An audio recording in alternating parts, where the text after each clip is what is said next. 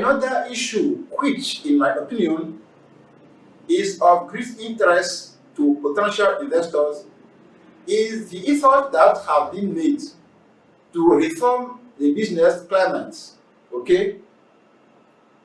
Because I have mentioned a number of elements such as taxation, the employment code. But there are other areas that are also important in terms of regulation. Togo really want to become a business hub, and this is one of the priorities of the National Development Plan. Of course, Togo must be perceived as a country that has all the assets to attract investment.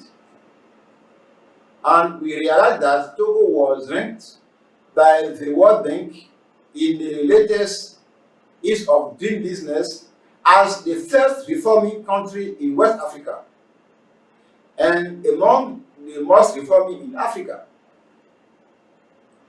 The Millennium Challenge account also consider Togo to be one of the best countries in terms of reform.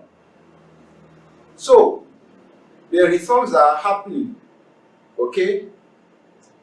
But have we already converted this into concrete results in terms of investment and opportunities? Indeed, it is true that the issue of the business climate has come to a fore in Togo, as I told you about the debt problem.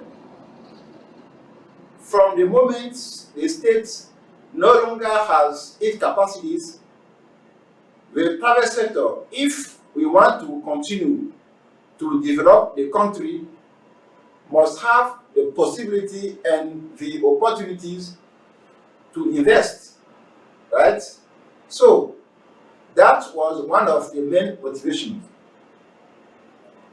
Togo has set up certain structures such as a business climate unit and a delivery unit to deal with problems that private companies may encounter.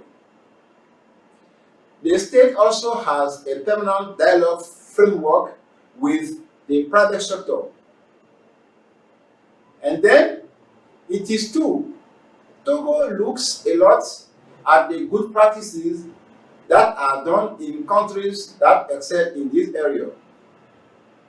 A country like Rwanda, Togo has a good cooperation with its authorities in this area. But I believe that Togo plans to go forward because its ambition is great. Since it is two-thirds of the National Development Plan that Togo wishes to be able to finance by the private sector, provide opportunities. Among these opportunities, we can mention the privatization of the telecom company. We can also mention the opening of the capital of the NSCT company to the private sector, in particular to the Singaporean group, Olam International. In French language, NSCT stands for Nouvelle Société Cotonnière du Togo, which means New Cotton Company of Togo, okay?